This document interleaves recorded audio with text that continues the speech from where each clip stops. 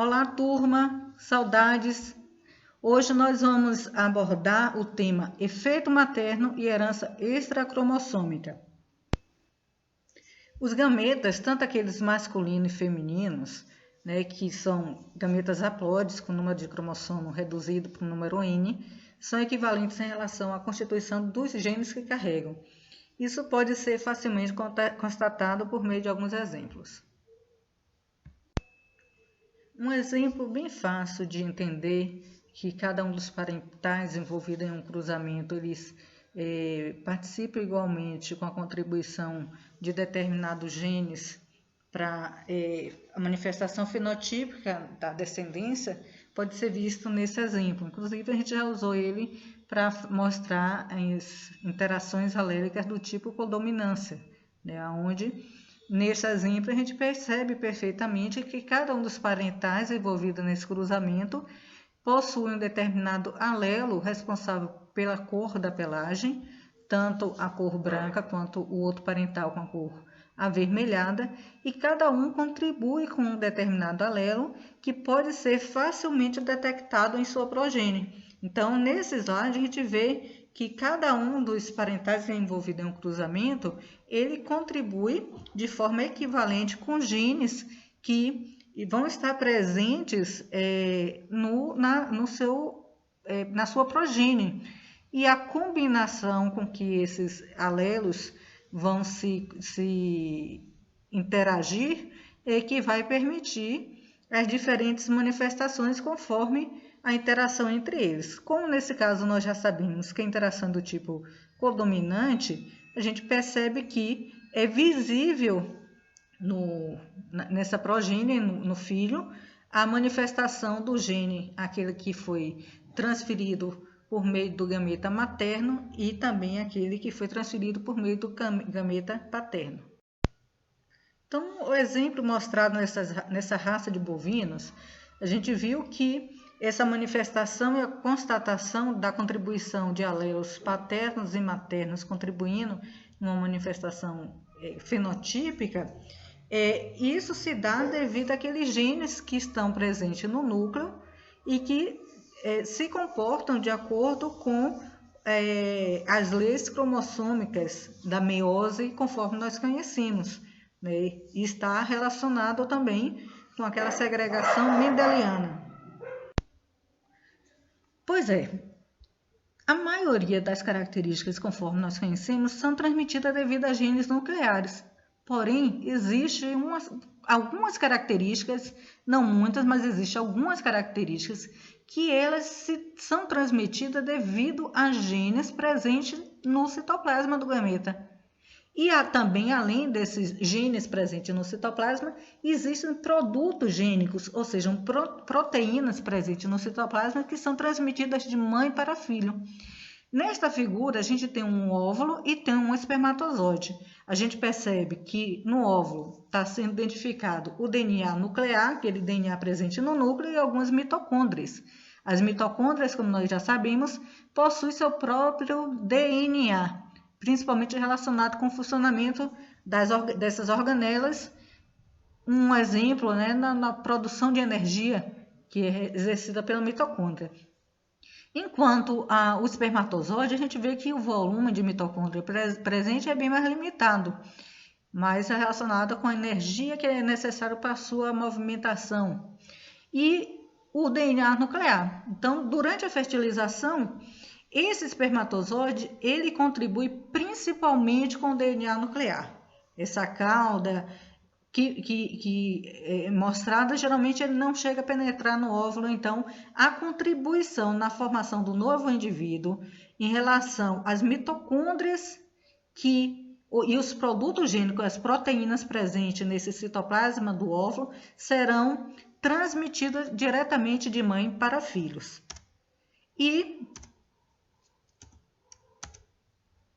a herança controlada por genes que estão situados no citoplasma é diferente da herança controlada por genes que estão contidos no núcleo. A gente vai ver que diferenças são essas.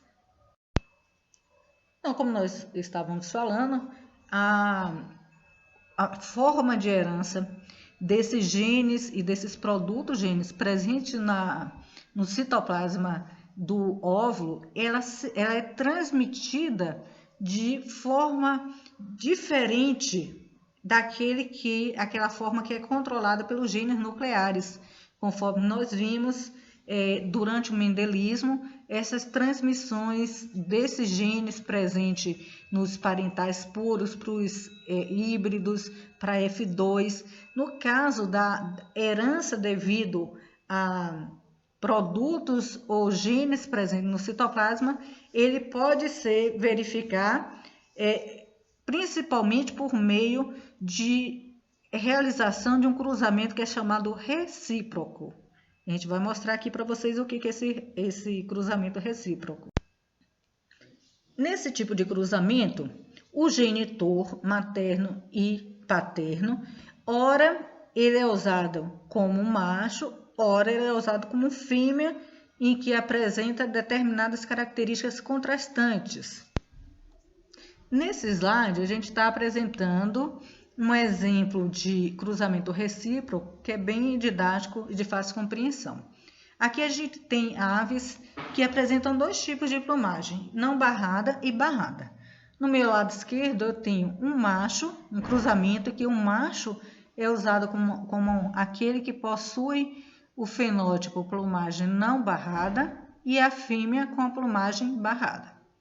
O cruzamento recíproco consiste agora em eu fazer o cruzamento entre dois animais, aonde o macho agora que vai apresentar a plumagem barrada, enquanto a fêmea a não barrada. Então a gente vê que foi invertido o fenótipo que foi apresentado no primeiro cruzamento.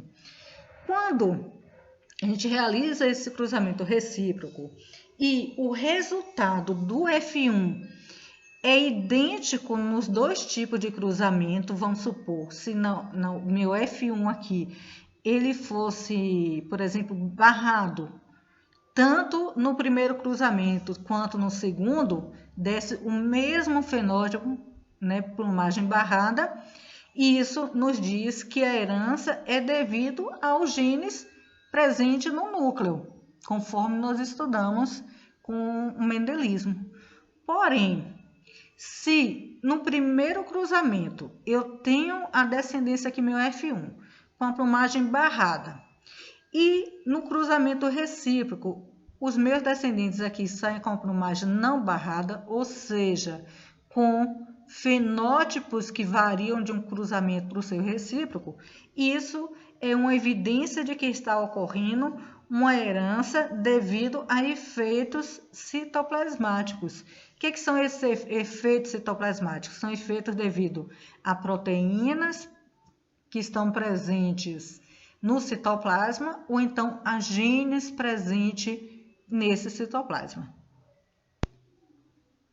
Então, o tipo de herança devido a efeitos citoplasmáticos pode ser devido a dois mecanismos, como nós citamos: efeito materno e herança extracromossômica.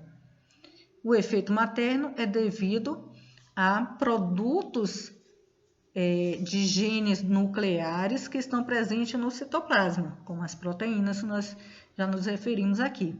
E a herança extracromossômica se refere à herança devido à transmissão para a descendência de mãe para filho de organelas que estão presentes no seu citoplasma. Então, nós mostramos as mitocôndrias, por exemplo, nos animais, mas em vegetais nós sabemos que também existem os cloroplastos ou os plastos, que possuem seu próprio material genético e também são transmitidos de mãe para filho. Vamos tratar primeiro, então, do efeito materno. Então, o efeito materno, assim como a herança extracromossômica, é um caso especial de herança, diferente do mendelismo, porque ele se dá devido a genes nucleares da mãe. Porém, esses genes que estão contidos no núcleo da célula-mãe produz alguns produtos gênicos que vão estar presentes no citoplasma e serão transmitidos para a sua descendência. Um exemplo disso nós tratamos com relação o alelismo devido ao tipo esporofídico, que a manifestação do tipo de glicoproteína que é produzida não é devido ao alelo que o gameta carrega, mas sim aquele que ele herda de sua mãe. É um exemplo de efeito materno. No efeito materno, a característica que vão se manifestar e serão herdadas no filho, ele não depende do gene do pai que está envolvido no cruzamento.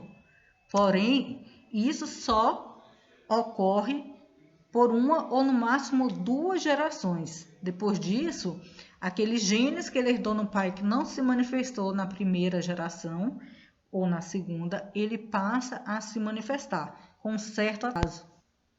Um exemplo muito típico de efeito materno tratado na literatura, esse que diz respeito à direção de enrolamento da concha do caramujo. A gente está vendo aqui um cruzamento à minha esquerda e outro à minha direita, aonde é o cruzamento e o seu recíproco, como já mostramos. Então, a gente está vendo aqui, primeiro, no meu lado esquerdo, que aquela concha amarelinha que tem enrolamento para a direita, ele está sendo usado como fêmea homozigota dominante, e aquela para a esquerda vai ser usado como o homozigoto recessivo, vai ser usado como macho. Então, uma fêmea com enrolamento para a direita, um macho com enrolamento para a esquerda. Nesse cruzamento foi gerado o F1. O F1, ele é heterozigoto Dzinho e o enrolamento dele para a direita. Quando a gente compara com o cruzamento recíproco, onde agora a fêmea ela possui enrolamento para a esquerda, sendo homozigota recessiva, e o macho enrolamento para a direita, homozigoto dominante, a gente está vendo que meu F1 heterozigoto, ele tem um fenótipo para a esquerda, que é diferente daquele que foi produzido no primeiro cruzamento.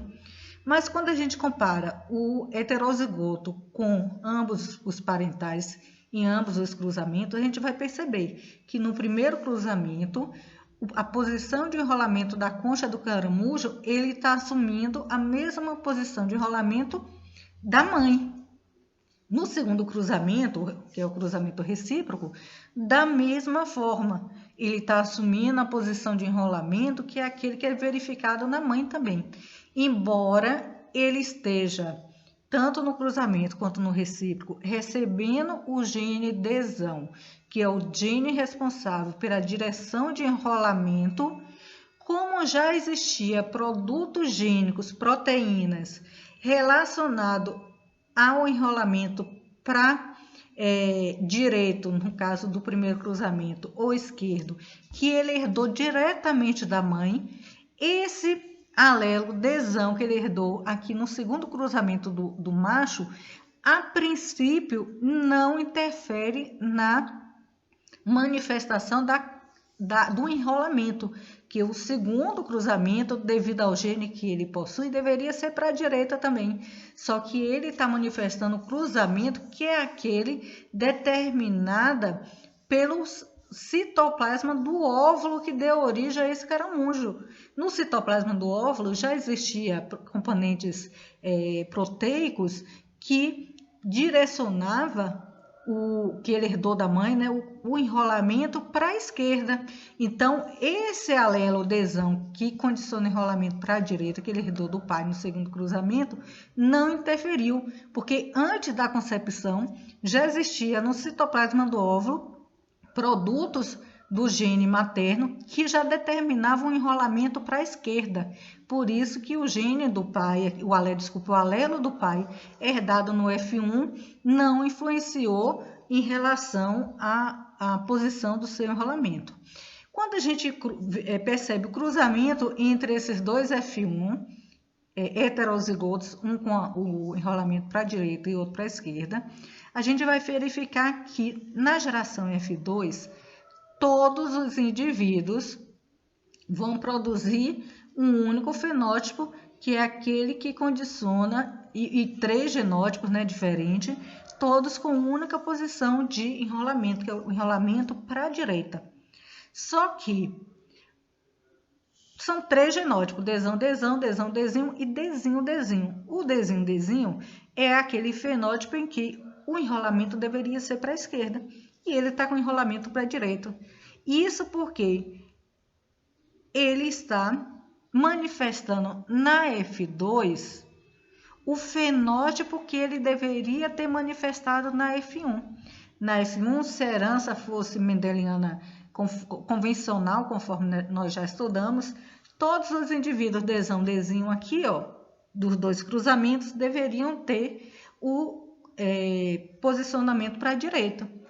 Mas como eles estão sob efeito materno, isso acarreta a manifestação do fenótipo sempre uma geração atrasada. Então, o fato da F1 eles ainda estar sob efeito materno fez com que aquela manifestação fenotípica esperada em F1 só viesse a ocorrer em F2. Consequentemente, F2, que era esperado manifestação fenotípica de 3 enrolado para a direita e 1 para a esquerda, ela não se manifesta. Só vai se manifestar na F3. Na F3 é que a gente vai ver que 3 caramujos estão com enrolamento para a direita e 1 para a esquerda, conforme deveria ocorrer na F2. Então, o efeito materno, ele leva à manifestação do fenótipo sempre uma geração atrasada do que deveria ocorrer. Além do enrolamento da concha do caramujo que nós vimos agora há pouco, também temos exemplos de importância agronômica que estão sujeitos à herança devido ao efeito materno, como, por exemplo, o teor de proteína no grão de soja, o teor de proteína no grão de feijão, teor de óleo presente na soja, tamanho de ervilha, são vários exemplos de características de importância que são controladas devido ao efeito materno. Temos aqui um exemplo de cruzamento de material, onde se verifica que o cruzamento entre um parental usado com planta feminina e masculina, cada um com determinado teor de proteína próximo à feminina, com o teor de proteína próximo a 20%, e o masculino com um teor próximo a 27%. Quando cruzados, a gente verifica que na F1, com relação à característica teor de proteína, esse F1 ele está produzindo um valor em torno de 20%. É claro que existe um pouco de variação em relação ao fato de que é uma característica que é controlada por vários genes e também tem ação do meio ambiente. Então, não dá um valor exato, mas a gente verifica que a F1 aqui ele está manifestando um teor de proteína que se assemelha àquela usada como progenitora feminina. Na F2, a gente observa que o teor de proteína ele está dando em torno de 21%. Nesse próximo slide, nós estamos agora realizando o cruzamento recíproco. Verifiquem que a planta usada como progenitora materna é aquela que agora expressa um teor de proteína em torno de 27% e a planta usada como macho é aquele que está expressando em torno de 20% de proteína. Quando cruzados, obteve-se o híbrido F1, cujo teor de proteína agora é 27%. É diferente do teor de proteína que nós verificamos no slide anterior, que era em torno de 20%. Por quê? O fenótipo manifestado em F1 reflete o genótipo da planta-mãe, aonde foi herdado produtos maternos presentes no citoplasma, que faz com que esse teor de proteína que está sendo herdado já é aquele que foi produzido pela planta-mãe no citoplasma antes mesmo da concepção. Então, quando houve a fecundação, esse teor de proteína já estava predeterminado naquele óvulo que recebeu aqueles alelos do progenitor masculino. Então, ele está refletindo o genótipo da planta-mãe. Então, a F1 está com um valor de teor de proteína semelhante ao da planta-mãe. Na F2, no entanto, a gente está vendo que o teor de proteína está sendo em torno de 21, 22%, que é aquele teor que se esperava na F1. E quando a gente compara esse slide com o anterior, a gente verifica que esse valor de 22%, em torno de 22%, é consistente com o valor que está obtido no primeiro cruzamento. Então, a gente verifica aqui que a manifestação do fenótipo que era esperado em F1 não se realiza, porque ele vai manifestar um fenótipo que é determinado pelo genótipo da planta que está sendo usada como mãe naquele determinado cruzamento, e o que era esperado em F1 só vai se manifestar no F2. E esse conhecimento desse tipo de herança devido a efeito materno é de extrema importância, principalmente para a eficiência de certos tipos de programa de seleção para o melhoramento genético, porque o êxito da seleção só irá ocorrer quando se proceder à seleção das progênies a cada F3, porque quando a seleção ocorre, ele é feito em F2, que ele começa a segregar nas diferentes proporções mendelianas. Só que em F2 ele não está ocorrendo segregação, porque ele está manifestando o fenótipo que deveria ser F1 100% apenas com uma característica. Só na F3 que vai ocorrer a segregação que era esperada em F2, de 3 para 1, de 1 para 2 para 1, e aonde o melhorista vai poder atuar fazendo a seleção daquelas características que ele tem interesse em selecionar para utilizar no seu programa de melhoramento. Então, o que nós vimos até agora é que existe, em relação à herança mendeliana tradicional, conforme nós estudamos, duas diferenças em relação ao efeito materno. Primeiro, só o genótipo materno vai se expressar na geração F1, que é descendente de um cruzamento. Só o genótipo materno. A gente viu que quando usa ora um cruzamento, ora o seu recíproco, a F1 vai sempre manifestar um fenótipo que se assemelha ao fenótipo da mãe, consequentemente está relacionado com o genótipo que ela carrega. E um outro efeito que é relacionado ao efeito materno diz respeito à expressão fenotípica sempre uma geração atrasada, porque o que deveria ocorrer em F1 não ocorre, porque ele vai manifestar um fenótipo que corresponde ao fenótipo e ao genótipo materno, e aí o fenótipo esperado em F1 só vai se manifestar em F2, a segregação de F2 só vai ocorrer em F3, é quando o melhorista vai poder atuar. Então, essas duas diferenças são aquelas marcantes em relação à herança mendeliana. O outro tipo de herança que se dá não de acordo com a herança mendeliana, conforme nós estudamos, é a herança extracromossômica. Nós já vimos que existem organelas como as mitocôndrias e os plastos que estão situados no citoplasma do gameta feminino, que possui DNA próprio, e são essas organelas que são transmitidas de mãe para filho.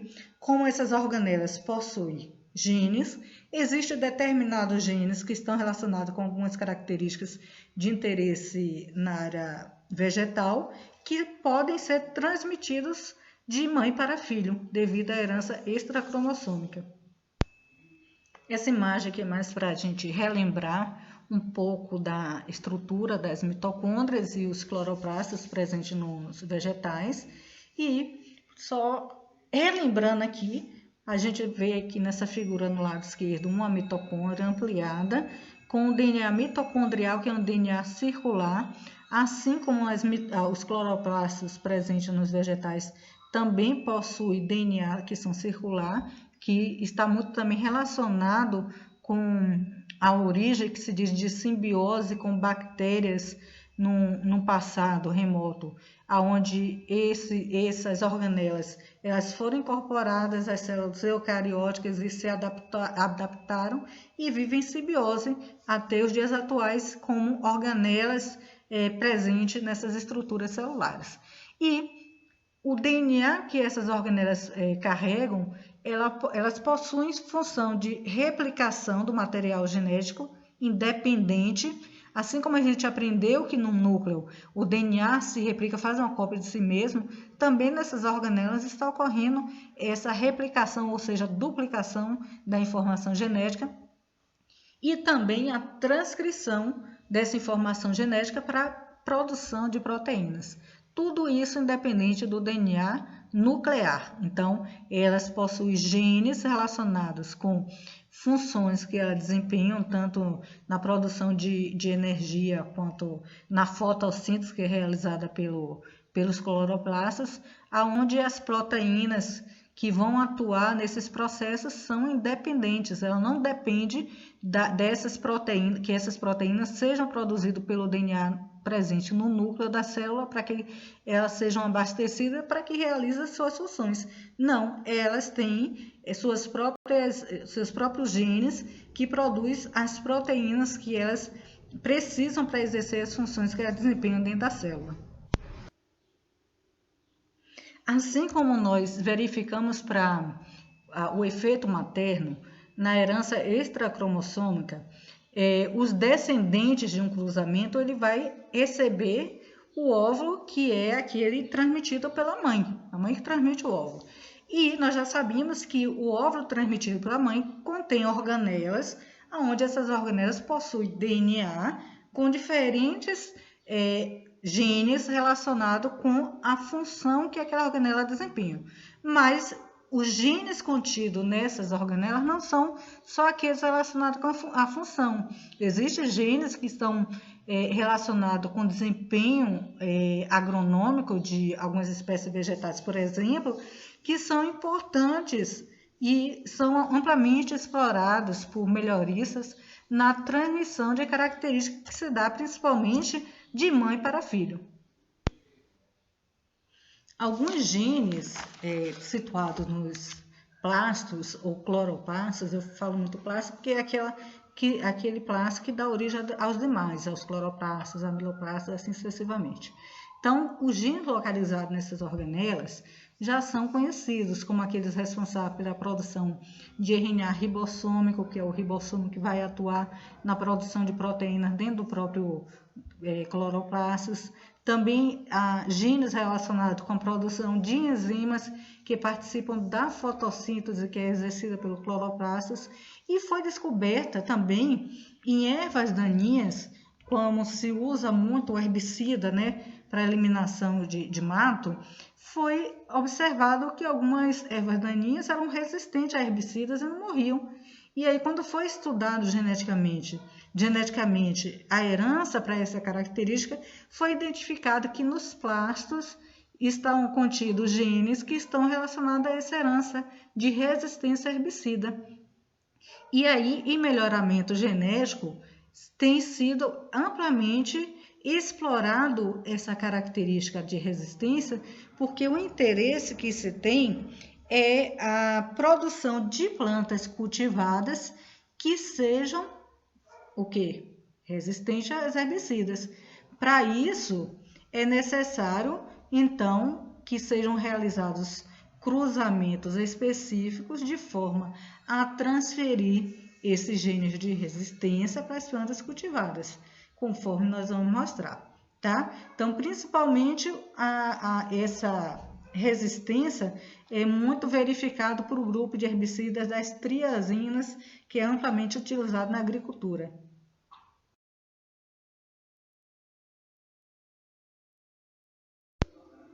E aí vocês estão se perguntando, como pode ser realizada a transferência do gene de resistência ao herbicida, que está presente no cloroplasto de uma erva daninha para uma espécie cultivada? Como é que isso é feito?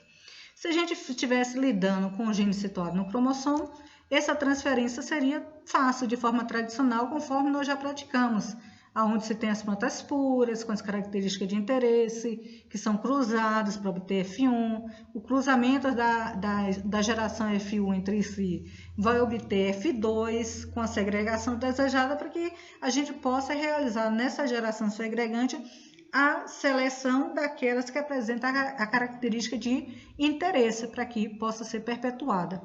Quando os genes estão situados no plasto, aí é diferente, porque o que vai ser necessário vai ser a transferência de citoplasma de mãe para filho. Como exemplo de uma forma de transferir citoplasma contendo a organela cloroplasto com a resistência a herbicida de uma planta daninha para uma planta cultivada, nós vamos usar esse exemplo com Brassica, que já foi realmente empregada, aonde se cruzou a planta daninha Brassica campestre, que possui o citoplasma com o plasto resistente ao herbicida triazina, e o Brassica napus, que é aquela que é explorada comercialmente na produção de forrageira, na produção de óleo. Então, ela tem uma grande importância comercial. A outra é a planta daninha. Então, a gente vê aqui que a erva daninha, a Brassica campestre, vai ser inicialmente utilizada como um progenitor feminino. A gente vê aqui, ó, que o citoplasma em azul com esse Rzão está representando que os cloroplastos que estão presentes nele, que carregam o gene de resistência, por isso esse Rzão aí, tá? E ele tem 100% do núcleo, o genoma da campestre.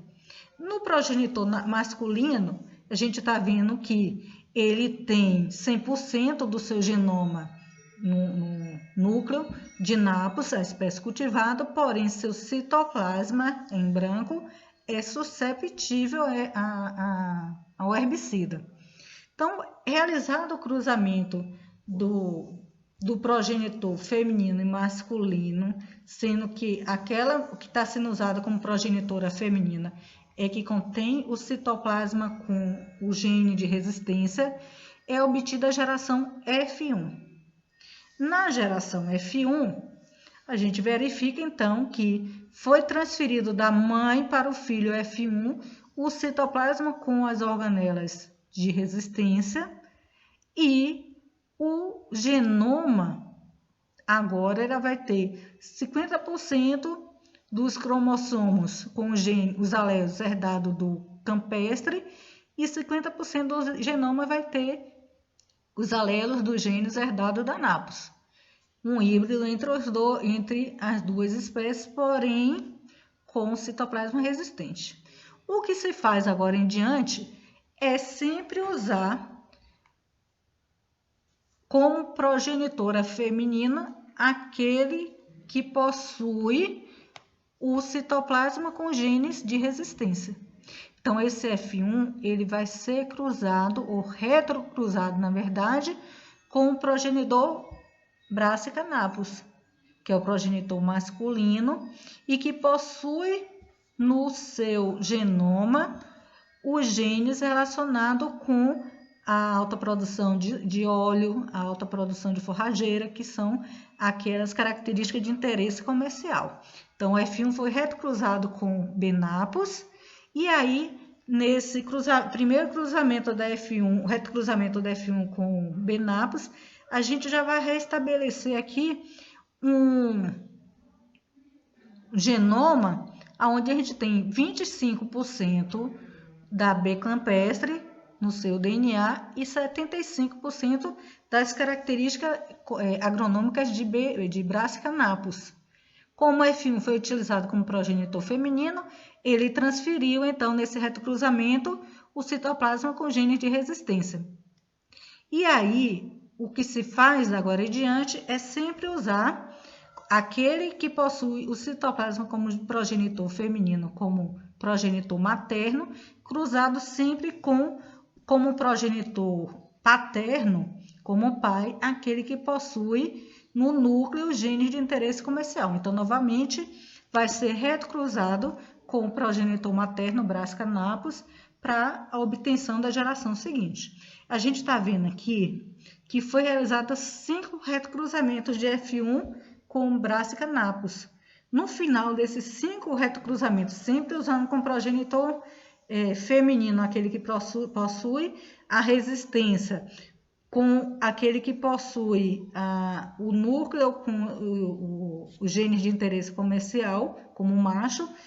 Depois desses 5 retrocruzamentos, a gente vai obter uma geração aonde ele já restabeleceu quase que 100% das características agronômicas de interesse da espécie cultivada, que é a Brassica napus, e agora esse material ele tem no seu citoplasma o gene de resistência. É um material que com 5 gerações de retrocruzamento ele já manifesta todas aquelas características agronômicas de interesse, não necessitando mais de retrocruzamento para aumentar esse percentual de genoma do napus, e com o citoplasma resistente, que quando esse material for plantado agora para produzir o óleo, para produzir a forrageira, quando ele receber aquela carga do herbicida que é utilizado para matar as plantas que competem ali por espaço, por alimento, por nutrientes, ela não vai ser afetada, porque existia uma perda muito grande quando se aplicava esse herbicida no controle das ervas daninhas e a planta cultivada não era resistente. Então, uma parcela das plantas cultivadas acabavam morrendo, e com isso o produtor ele tinha um grande prejuízo em relação aos produtos que deixavam de ser produzidos devido a essa aplicação do herbicida. Como nós já falamos, né, uma outra mitocôndria também carrega genes no seu interior é a mitocôndria. E já se conhece também os genes que estão presentes na mitocôndria, como aquele responsável por produção de enzimas, onde essa enzima tem principal papel na respiração celular, na produção de energia e na produção dos RNA ribossômicos, que vão trabalhar na produção dessas proteínas com função enzimática dentro da própria organela. Então, além daqueles genes relacionados ao funcionamento da mitocôndria, que já são conhecidos, foram identificados que em muitas plantas ocorre o que é chamado de macho-esterilidade. O que é isso? Aquelas plantas, ou a estrutura masculina das plantas, elas são estéreis, então ela não tem a capacidade de fecundar o óvulo para produzir descendentes. E isso na área de melhoramento genético tem uma aplicação muito valiosa, como nós vamos descobrir daqui a pouco. Essa herança, então, relacionada com a macho-esterilidade, ela pode ter origem nuclear, ou seja, genes presentes no núcleo que conferem essa esterilidade, e também genes presentes nas mitocôndrias situadas no citoplasma. E isso vai levar, então, à aplicação prática no melhoramento na produção de híbridos de algumas espécies, por exemplo, milho, cebola, eucalipto, são inúmeras as espécies, arroz, que são explorada esse fenômeno da macho-esterilidade para a produção de híbridos de forma econômica, como nós vamos aprender já já.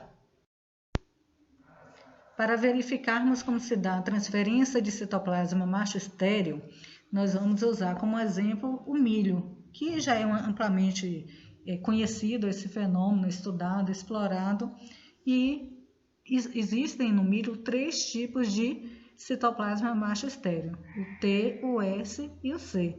O S foi o primeiro a ser encontrado nos Estados Unidos, é o mais antigo.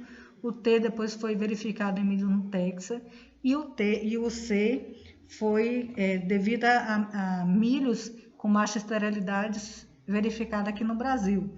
Ele chama charrua, e aí por isso que ele recebe a letrinha C. Como as mitocôndrias são as organelas responsáveis pela esterilidade, é preciso então nesse processo transferir para a planta que possui o citoplasma contendo a macho-esterilidade os cromossomos daquele progenitor que será utilizada como macho fértil, e que possui no núcleo das suas células o germoplasma, que possui um determinado interesse comercial.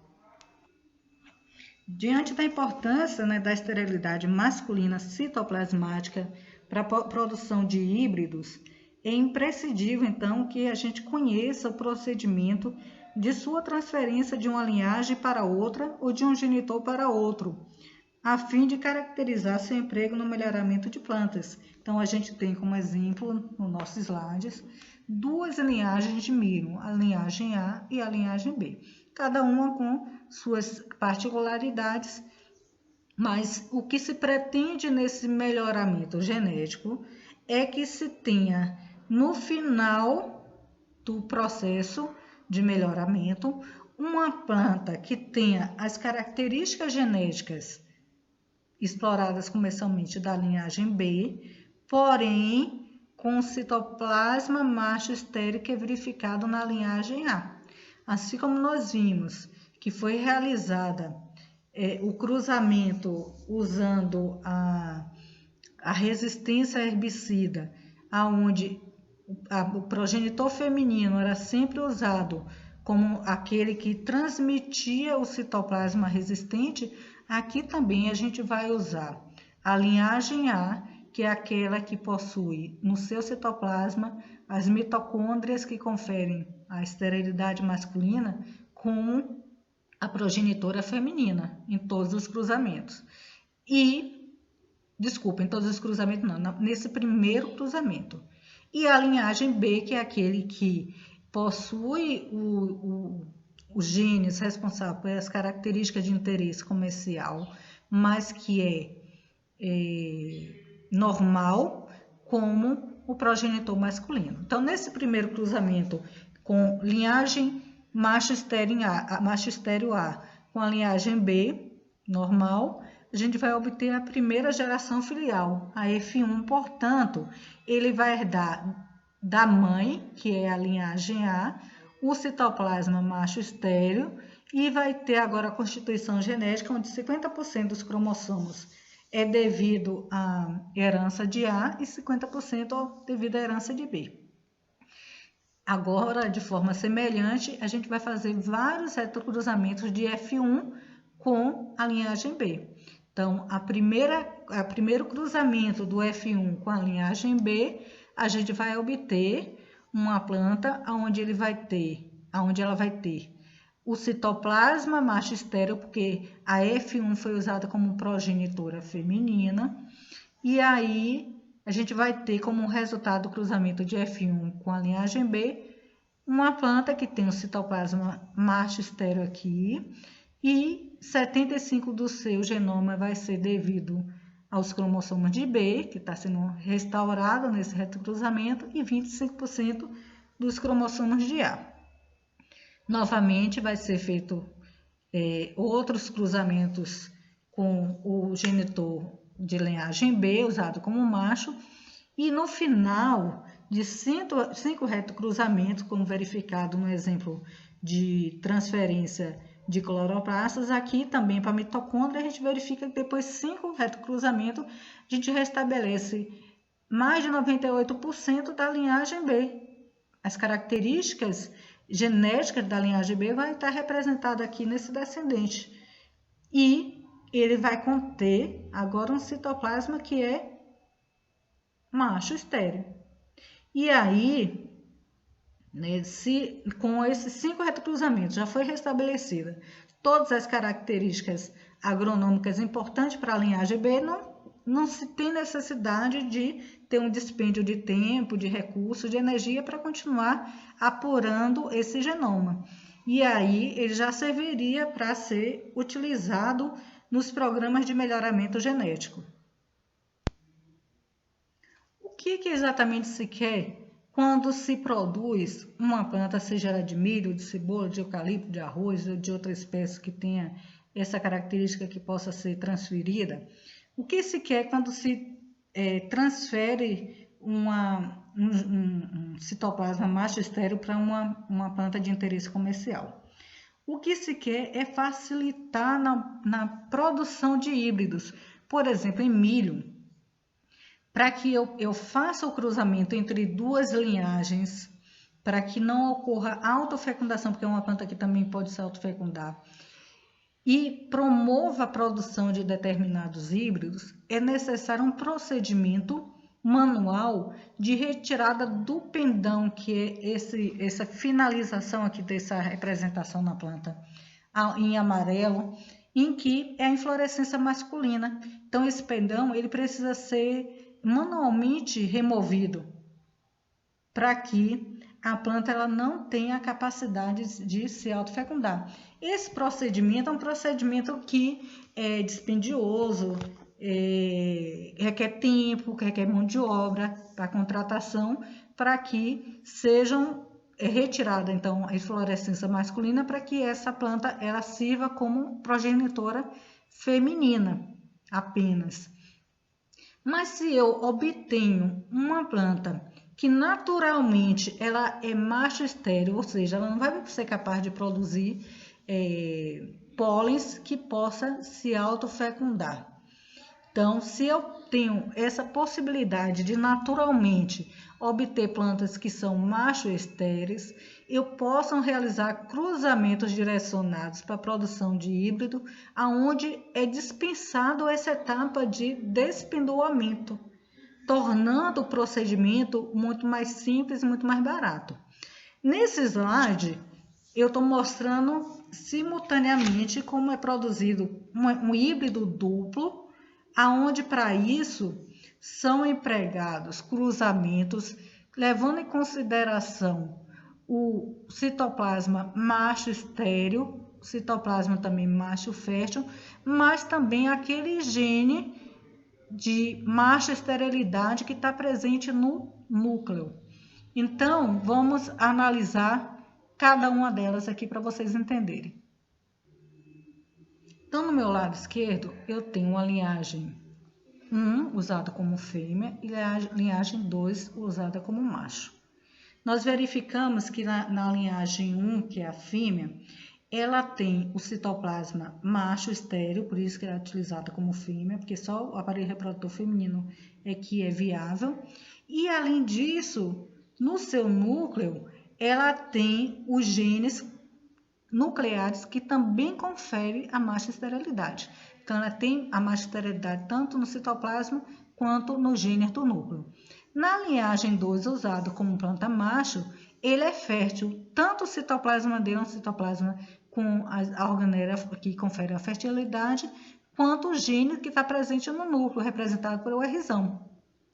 Quando essas duas plantas são cruzadas, a gente vai obter um híbrido que é chamado de híbrido simples, que advém do cruzamento de duas plantas puras, duas linhagens.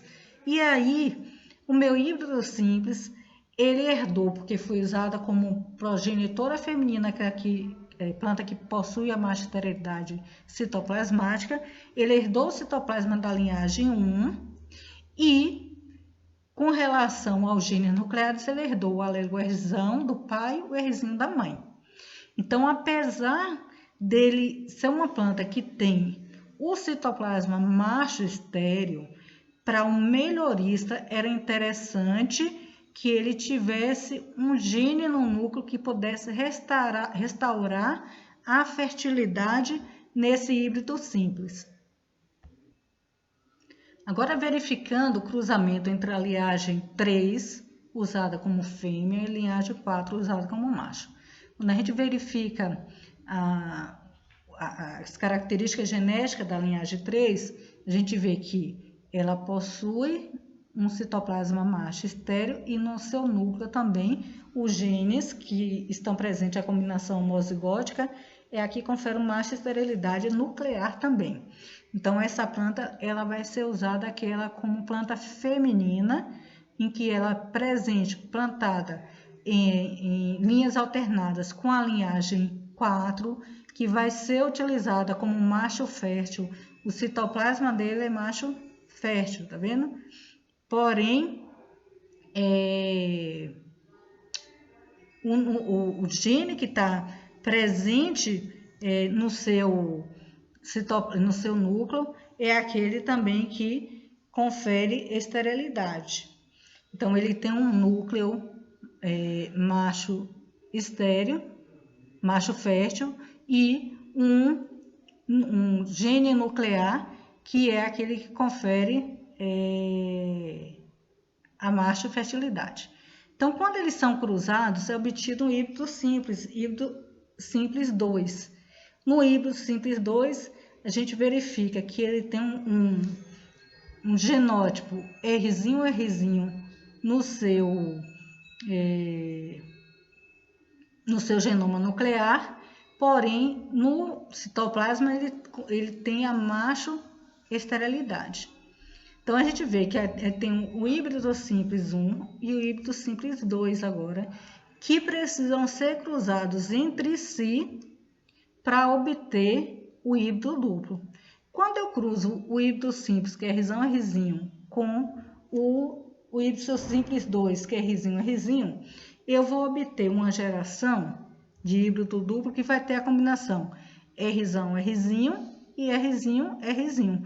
Metade da descendência desse cruzamento entre esses dois híbridos simples vai ser R'R'zinho, portanto, ele vai ter o R'zão, que é o gene nuclear que restaura a fertilidade, apesar dele ter um núcleo macho estéril que foi transferido para ele, mas ele vai ser fértil, porque ele tem o R'zão que restaura a fertilidade,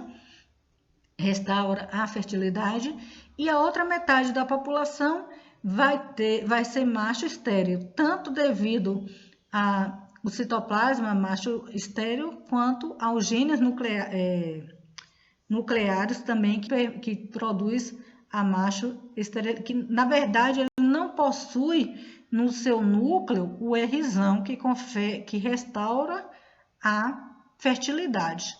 Então, ele não tem o R'zão para restaurar a fertilidade. A característica que vai manifestar aqui é aquela característica devido ao citoplasma. Como o citoplasma dele é estéril, ele vai ser estéril. Se o citoplasma dele aqui fosse fértil, ele seria fértil também, porque esse genoma não iria interferir na esterilidade deles, apenas o gene presente aqui no citoplasma. Então, metade vai ser fértil, metade vai ser estéril. Isso, então, os melhoristas usam como estratégia no melhoramento, porque tem hora que ele precisa que a população de uma linhagem ela seja totalmente estéril, para que ela sirva como progenitor feminina, que vai ser aquela receptora do pólen da linhagem que está sendo usada como progenitor materno, aonde todas as sementes colhidas daquela que foi usada como fêmea é cruzamento entre as duas linhagens desejadas, mas existem momentos que o melhorista precisa que aquele material tenha a sua macho esterilidade restaurada para que ele tenha descendentes que possam produzir pólen fértil para que ele continue conduzindo outras etapas de melhoramento. Então, conhecendo esse fenômeno da macho esterilidade produzida por genes mitocondriais e também aqueles referentes a genes presente no núcleo, ele pode combinar diferentes situações conforme lhe convenha para obtenção de material que ora seja fértil, ora seja macho fértil, ora seja macho estéril, conforme a necessidade nas etapas do programa de melhoramento. Uma coisa é certa, muito se procura, se pesquisa na tentativa de se obter nas espécies cultivadas essa macho esterilidade conferida por genes presentes no citoplasma, de forma a tornar mais fácil, mais barato, né, e mais ágil esse processo de cruzamento na produção de híbridos. Então, como nós vimos, tanto o efeito materno quanto a herança extracromossômica, o fenótipo do descendente vai ser sempre idêntico ao fenótipo e, consequentemente, ao genótipo presente na planta-mãe. E nós vimos, com relação a esses dois efeitos citoplasmáticos, que o efeito materno se dá devido a produtos de genes do núcleo, como proteínas no citoplasma, que foi proveniente de genes que estavam no núcleo materno. Já a herança extracromossômica, nós vimos que se dá devido a genes que estão situados no citoplasma, presente em organelas citoplasmáticas, como as mitocôndrias e os cloroplastos.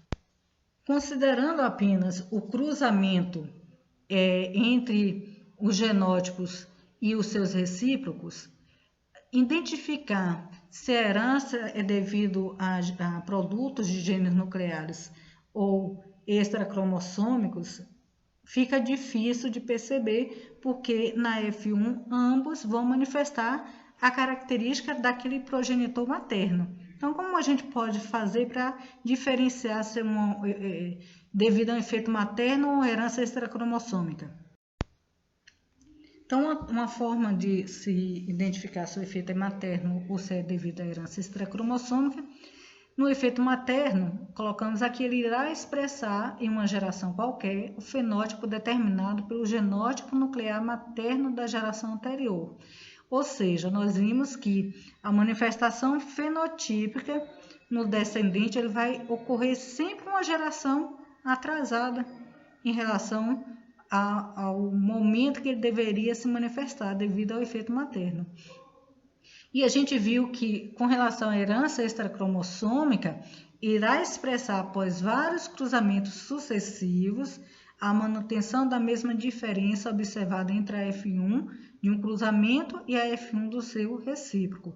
Ou seja, após vários cruzamentos, quando se realiza o cruzamento e o cruzamento recíproco utilizando F1, a diferença que é observada naquela geração, ela sempre vai se manifestar da mesma forma. No efeito materno, a gente viu que a F1 vai expressar o fenótipo maternal, quando for a F1, ele vai manifestar a característica fenotípica que deveria ocorrer em F1. Em F3 é que ele vai manifestar a característica de segregação que é observado, deveria ser observado na F2. Então, sempre vai levar um efeito cadeia na manifestação daquela característica que deveria ocorrer em uma determinada geração.